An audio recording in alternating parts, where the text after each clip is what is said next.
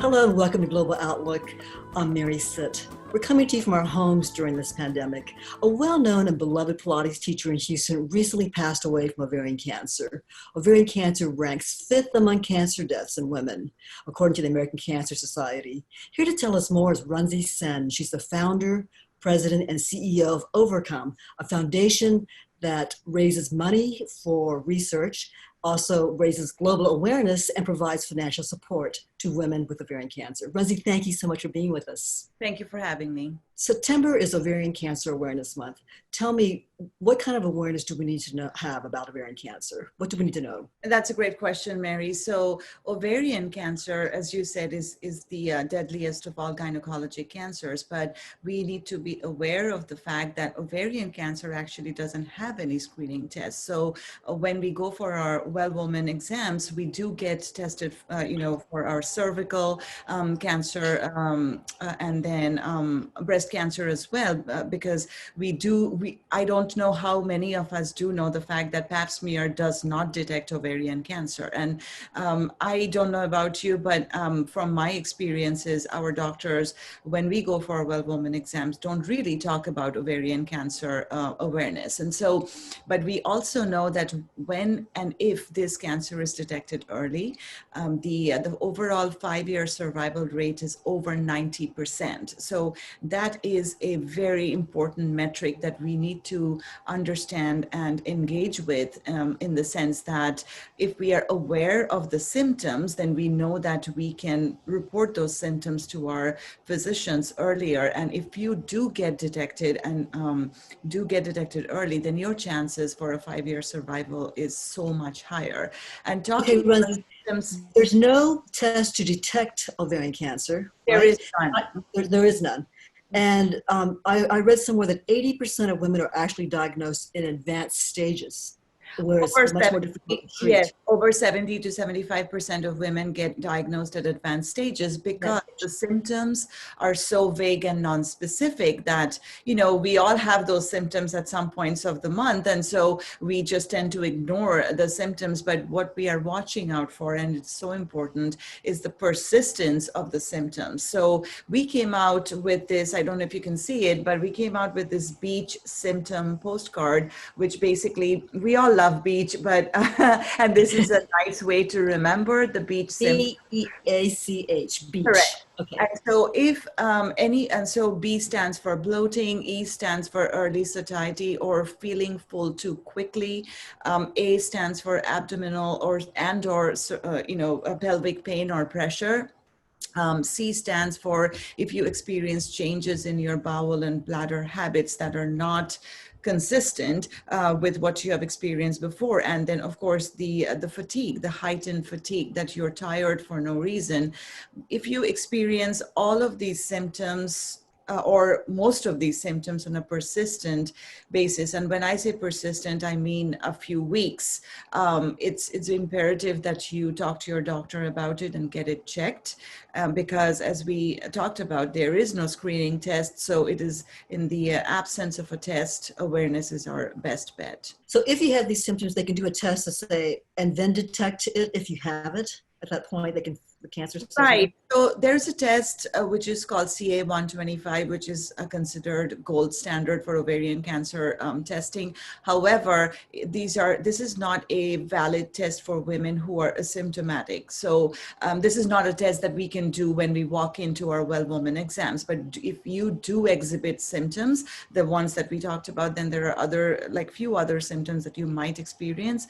Then they will run that test on you to make sure, and with, of course, transvaginal ultrasounds as well, to make sure if something is going on, then they can take immediate action. So yes. Runsi, can ovarian cancer be prevented, or are there certain healthy lifestyle choices we can make to keep it from happening, as to lessen the chances? Like any other cancers, it is the same lifestyle choices, like obesity and reducing obesity and moderating alcohol usage and tobacco, all these factors, and just exercising daily for 20 to 30 minutes a day for 5 days a week. These are standard, guidelines for any kind of cancer. But if you're asking if there is a specific way to prevent ovarian cancer, it's very important to know that only like 10 to 15% or maybe up to 20% of ovarian cancers are genetic, which means that 80 to 90% of women who get diagnosed are actually don't carry the genetic mutation. So it's just like people like you who, I have the genetic mutation. I'm my family history, but so every woman is at risk of ovarian cancer, yet there is no screening for this particular cancer. So it's so important to raise awareness on this disease, and that's what we do at Overcome in terms of raising. Now, Runsi, part of your work with Overcome is to fund research, and you give major grants to researchers, to cancer researchers. Are they working on a test to detect ovarian cancer?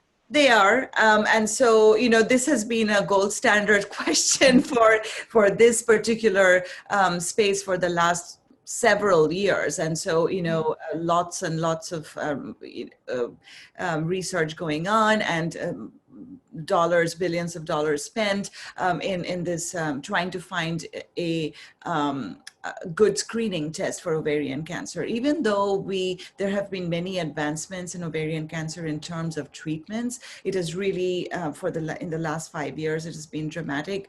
But when it comes to screening, we are still kind of trying to find that answer. And that's what we are very passionate about at Overcome. And when we are funding our young investigators that are, trying to find a breakthrough, we are hoping that, in our lifetime, at least, we can find a way to detect ovarian cancer early, that there is a screening mechanism, which is not there yet. How far away are we from that test? Are we like 10 years, 20 years? I mean, is there a best guess? Honestly, I don't know. I just know that the scientists are at it, and they are very much, passionate about finding, that screening, because we all need it, we all want it. But when that might be available, there are some things in the works. So, we should see some progress in the next 5 years, but whether the test will be immediately available after 5 years or not, I don't know the answer to that question.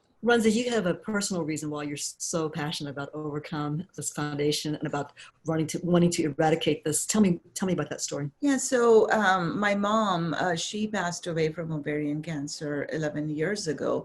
And the reason I started this foundation is when I was going through this journey with my mom and she got diagnosed, first of all, as a family, we did not know anything about ovarian cancer. And so And how old was she? She was pretty young too, right? She was in her late 50s at that point in time. And so, although she had all the symptoms that I now know of, we did not know that this was ovarian cancer. So she actually had those symptoms for months, even years, before she finally got diagnosed. And so, and like you just said, she was diagnosed in stage 3C, which was already very advanced. And she had a short, intense battle of 11 months. And so while going through this journey with her as a family member, as her only child and her daughter, I realized that, first of all, we know so little about this cancer. There's so little resources available because cancer is expensive, and, there are treatment options that are available to people, but you have to be able to afford it. And there are other challenges like psychosocial challenges, emotional challenges, family challenges while you go through this whole journey. So while going through this journey, I just gathered and absorbed all that experience. And after my mom passed away, I reflected on it a little bit. And then I just had this strong, calling to give back to the ovarian cancer community. And so I left my corporate career and started this foundation. Okay, we're going to take a little break right now, but we'll be right back with more from Runsi Sen, who will tell us the courageous story of a 10-year-old girl who's making a difference in the patients with ovarian cancer. Stay with us.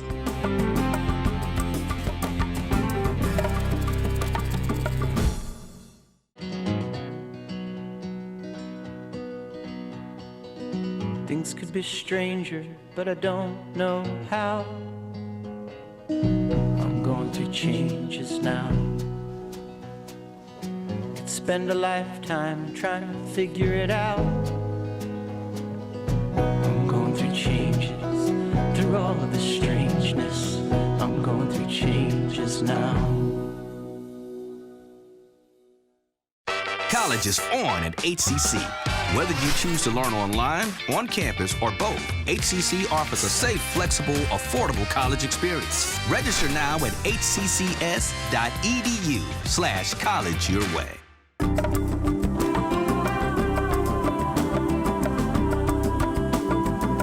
We've been talking to Runsi Sen. She's the founder, president, and CEO of Overcome, which is a foundation that seeks to eradicate ovarian cancer. Runsi, when the pandemic hit, you had to pivot quickly and put all of your services programs online. Tell me how you did that. That was very interesting for us because it took us a while to absorb what was going on, but we very quickly transitioned into a completely online platform since mid-March of this year. So we typically host several events throughout the year. So we have a luncheon for the survivors, we have our annual gala, then we have our annual conference in September, which is our Ovarian Cancer Awareness Month. So we actually successfully transitioned all of the three major events that we have to an online platform. And so we have our September conference coming up shortly. So one thing that we have learned through this whole process is even though, there was a little bit of hesitation on our end, if you will, how would this all transpire? But we figured out very quickly that by taking all our programs online, we were now able to reach a much larger, not just national, but global audience, in terms of our educational outreach. So just to give you an example, our survivor luncheon that we did was attended by folks all the way from Australia, from South Africa, from India, from Jerusalem. I mean, it was just amazing to see that all these folks that we would otherwise not be able to, host in person, they were all able to join in and, learn and mingle and overcome with us. So that was a fantastic opportunity for us as well, in terms of, because we pride ourselves in being global in our outreach, so that it became truly global. And so we kind of took our gala online. And so we saw the same thing, that, there was a lot more participation than what we see on a regular, year. So did you do auctions online too? People would bid for different items? Yes, absolutely. We had auctions online. We had the whole program online. Everything was online. And I have nothing but, positive things to say about our donors also. They just, stayed with us, and our sponsors gave us their unwavering support. And so we were, able to successfully transition, because without their support, it wouldn't have been possible. So you were able to meet your fundraising goal? We were able to meet our fundraising goal. And then, yes, it was amazing to see the overwhelming support that poured in from, even for places which were new this year that we have not been able to reach earlier. So. And I know on your website, I saw pictures of outreach, educational outreach to people in India, and then also women in Africa, right? Are you still doing those things remotely, or how is that working out? Typically, we provide our assistance, like financial assistance to patients for chemotherapy support for India, for the hospitals that we collaborate with. All those are still ongoing, because, it doesn't need to have that touch and feel, if you will. So those programs are ongoing, and we typically do our awareness programs, like grassroots campaigns in September for Ovarian Month, and we are still continuing with those in Africa. In fact, you will see more of that coming out in the next few weeks. So yeah, I mean, all our programs are Overcare, patient assistance, psychosocial and financial assistance programs. That's on 100%.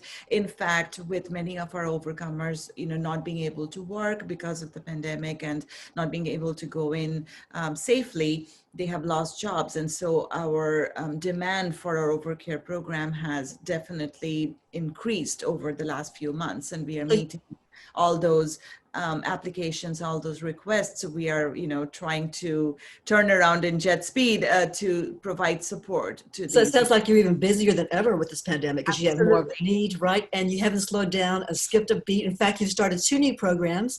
One of them is called Over Embrace and involves a little 10-year-old girl who got involved. Tell me about that story. Yes, so Kaylee, she's such a special girl. She got diagnosed with advanced ovarian cancer when she was just 9 years old. It was the same story where, the symptoms were vague. And of course, for a 9-year-old, no one's guessing that it's ovarian cancer until she got diagnosed. But she has been super amazing with not just being a trooper through going through the treatment, but she has this amazing spirit to give back. So she came up with this chemo care program, where she's actually handpicking all the items that she wants to include in the chemo care bags that she is making. She and her mom, Kelly, they are preparing for the other overcomers and survivors. So having gone through chemotherapy herself, she understands, the needs when you go through chemotherapy. So she's putting all those little things inside the bag, and she has her handwritten note of inspiration that's going in these chemo care bags. So she approached us, her mom approached us and asked us if we would kind of adopt this program and collaborate with them. And so first, Kaylee is such an inspiration to all of us, right? And what she wants to do is amazing. So we immediately picked up on her offer to work with us. And so we launched this very special Over Embrace program this month in September. And our chemo care bags are going out to our ovarian patients and survivors all over the country. Our latest bag actually went all the way out to Canada because somebody kind of wrote to us, and she requested a bag all the way from Ontario. So that's where it's going, the latest bag that we sent. So it's just an amazing program. It's an amazing way to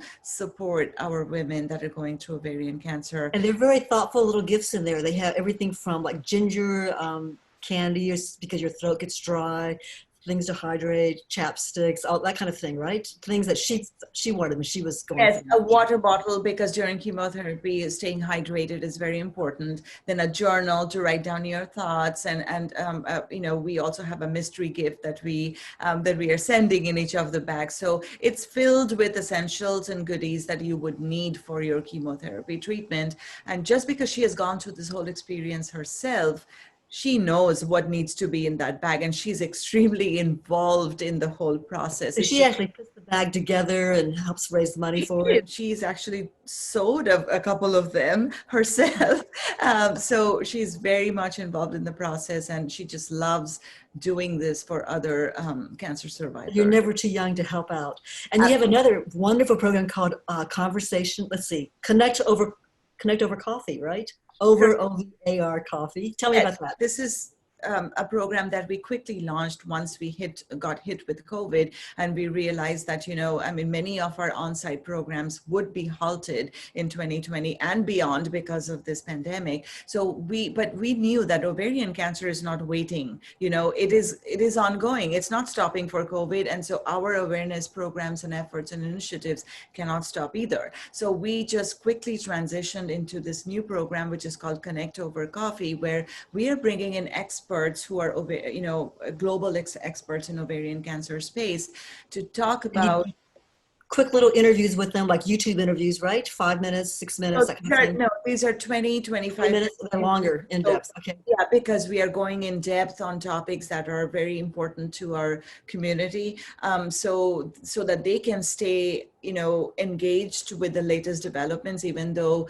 they're not able to be in person, but they are staying up to date with the progress that's being made and changes that have happened in the way doctors see patients now. We've talked about that as well. So it's an easy way to get the latest updates on ovarian cancer. Right. Yes. And they can go on your website to find all of this, right? They can go to our website, to our Facebook pages. We have uploaded a few of them on our YouTube channel as well. So, yes. Runsi Sen, thank you so much for being with us and talking to us about Overcome and ovarian cancer. Thank you, Mary. I appreciate it. Coming up next, we'll meet an amazing international student from West Africa who will give us her secrets to success here at HCC. Stay with us.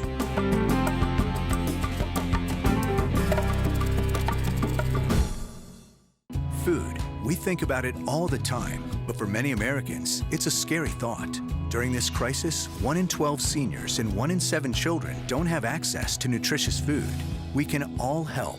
Get involved at feedingamerica.org. Houston Community College is safe, clean, and open for learning. We're sanitizing our classrooms and reducing class sizes so you can feel good when you come back. Register now at hccs.edu/college your way.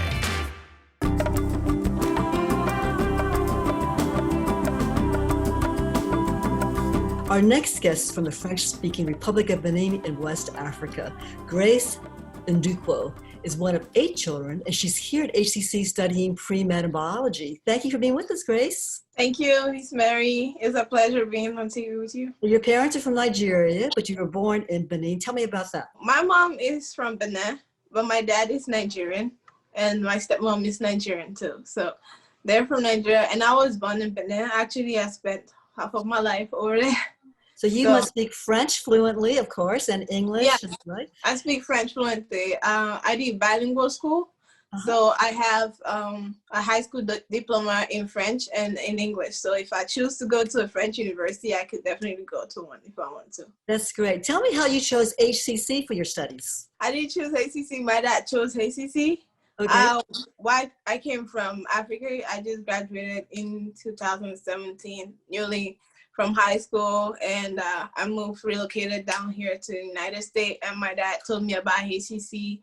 I was like, okay, I'm gonna go in there and see what it looks like. So first day over there, we went to the office and the business office, and right there we had to make some payments and get the processes going on. And then there was this one lady that was at the front desk. I never saw her again. I was like, I should have gotten her contact by then, but I never saw her again. She was like, Grace, what do you want to study? And my dad was like, oh, she's coming for a nursing program. I wasn't coming for nursing program. I want to be a doctor. And she was like, can you let her talk? she's the one going to school. And that is when I was like, okay, this is definitely the school for me, because my opinion really matters. So I told her, yes, I want to be a doctor, and I came for the pre-med program. That's how my journey with HCC started. Good for you, Grace. You stood up for yourself, and that lady at the front desk listened to you and stood up for you too. That's wonderful. So you have been very, very active at HCC. You're on lots of student councils and committees and different organizations. Tell me about all the different ones you're on now. So I started as a team member for all of them, and currently I hold leadership position in a lot of them. I started with the USC, the United Student Council, as a senator, but now I'm a junior senator now because of my position in the Student Government Association.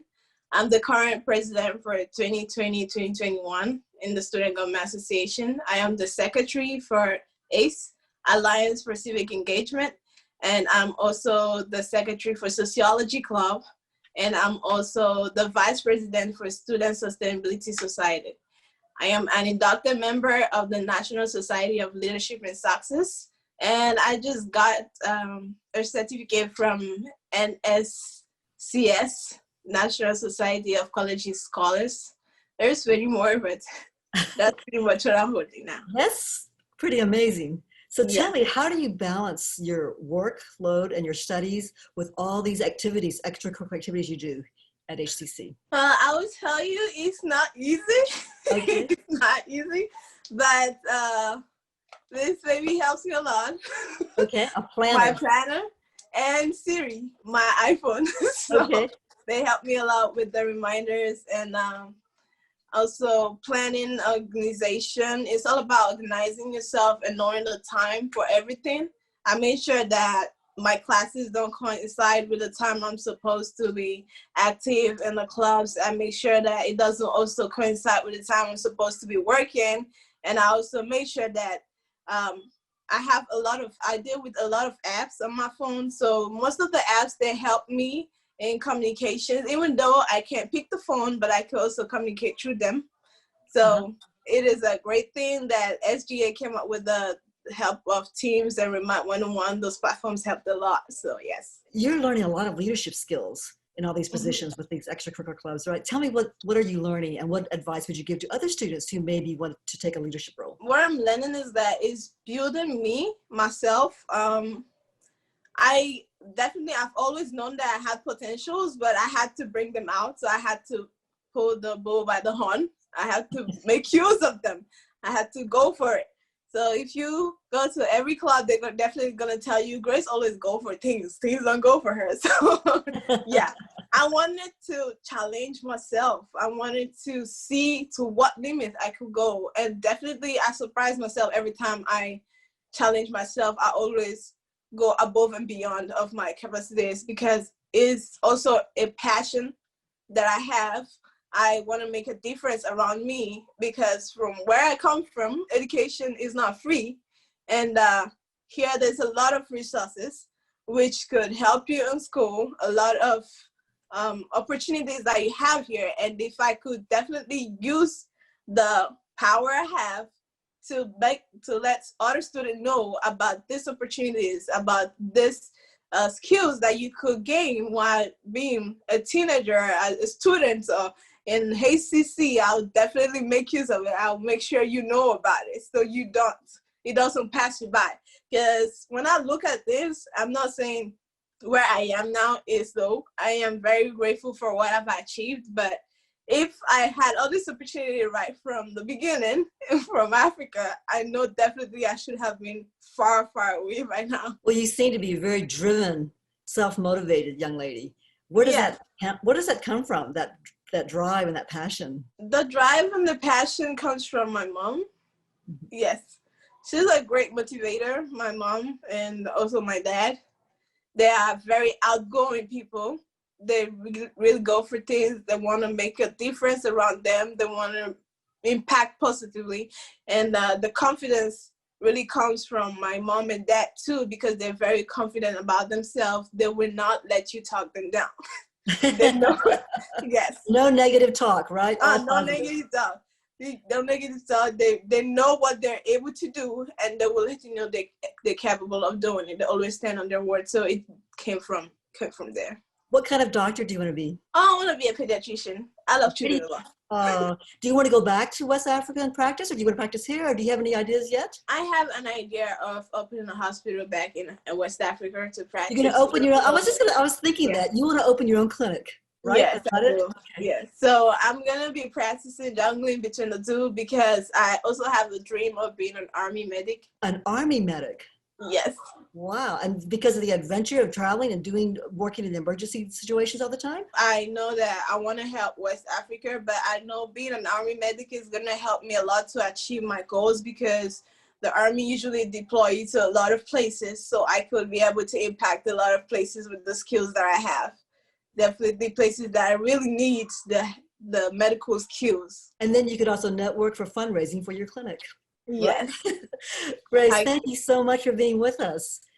I think you're doing an amazing job at HCC and really an inspiration to other students. Thank you. Thank you very much. It's a great opportunity for me to be able to talk right here. And I just want to tell other students that don't give up, don't feel down, don't slack. Always encourage yourself, tell yourself you can do it. You definitely can do it. Because if you can't do it, it won't come before you. You definitely can do it. So whenever you fall, we all fall every time to stand up back. So just stand up and prove yourself. Because I know there are challenges that I faced while in HCC, which is adapting to the new system of education because it's very different. But I had to challenge myself. I had to go above and beyond to be able to adapt quickly and faster. I'm a quick learner too, so yes. Thank you so much. Stand up and keep going and don't give up, right? Thank you very much. That's all for this edition of Global Outlook. You can catch us every Friday and Sunday at 7:30 a.m. and p.m. plus Saturday at 10 a.m. Or you can go to our website at hccs.edu/podcast and download to go. Or you can watch the full video version on HCC's YouTube channel. I'm Mary Sitt. Thanks for being with us.